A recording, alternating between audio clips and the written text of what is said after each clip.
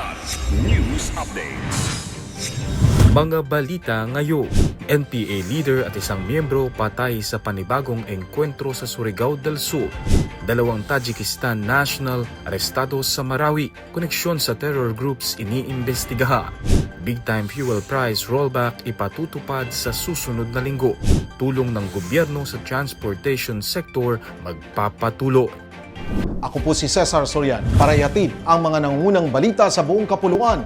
Ngayon, Dalawang miyembro ng New People's Army kabilang ang isang mataas na leader ang nasawi sa operasyon ng militar sa San Miguel, Surigao del Sur noong Abril 17. Ayon sa ulat ng 4th Infantry Division, nakasagupa ng mga tropa ng 30th Infantry Battalion ang grupo sa bulubunduking bahagi ng Barangay San Roque, kung saan nasawi si Lucy Canda na sinasabing finance officer ng Regional Committee habang isa pang miyembro ang napatay. Samantala, kusang sumuko ang kanilang team leader na si June Requina Jr. alias Junju. Nauna rito, nagkaroon din ng engkwentro noong Abril 15 na nagresulta sa pagkasawi ng isa pang rebelde at pagkakarecover ng mga baril. Pinuri ni 4ID Commander Major General Michelle Anayron Jr. ang mga sundalo at ang suporta ng komunidad. Iginiit niya na mahalaga ang kooperasyon ng mamamayan upang tuluyang makamit ang kapayapaan sa rehiyon. Arestado ng mga otoridad ang dalawang lalaking dayuhan mula Tajikistan sa isinagawang joint operation sa Barangay Lomidong, Marawi City nitong Abril 17. Kinilala ang mga nadakip na sina Safaroy Jomi at Alimov Abubakar, kapwa 22 anyos. Ayon sa Philippine National Police o PNP, naaresto ang dalawa sa loob ng kanilang inuupahang boarding house matapos matunton ng Bureau of Immigration ang kanilang kinaroroonan. Isinagawa ang operasyon sa bisa ng mission order kaugnay ng paglabag sa Philippine Immigration Act of 1940.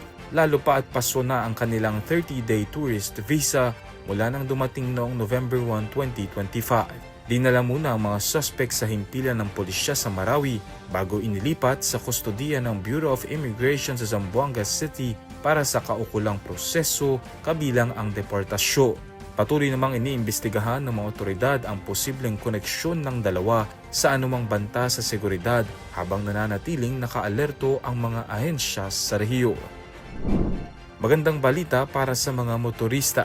Inanunsyo ni Pangulong Ferdinand Marcos Jr. ang malaking bawas presyo sa mga produktong petrolyo sa susunod na linggo. Ayon sa Pangulo, bababa ng 24 pesos and 94 centavos kada litro ang diesel, 3 pesos and 41 centavos ang gasolina at 2 pesos naman ang kerosene. Mas malaki ito kumpara sa rollback noong nakaraang linggo na inaasahang magbibigay ginhawa sa publiko.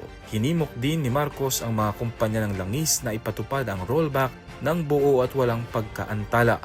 Pinayuhan niya ang publiko na i-report agad ang anumang paglabag sa Office of the President at Department of Energy.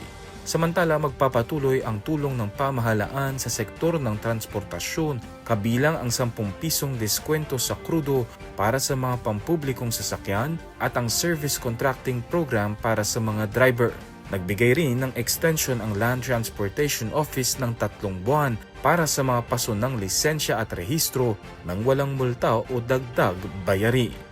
Para sa Kidlat News Channel, ako si Renzel Linon, nag-uula. ako po si Cesar Soriano, kasama nyo sa bawat pagputo ng balita.